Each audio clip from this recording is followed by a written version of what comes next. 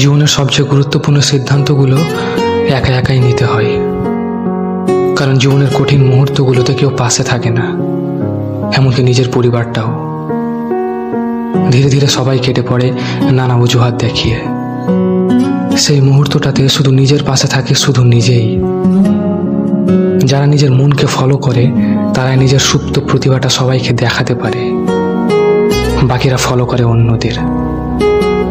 অন্যদের পিছনে ছুটতে গিয়ে নিজেদের সত্যিকারের প্রতিভাটাকে কাজে লাগানো হয় না।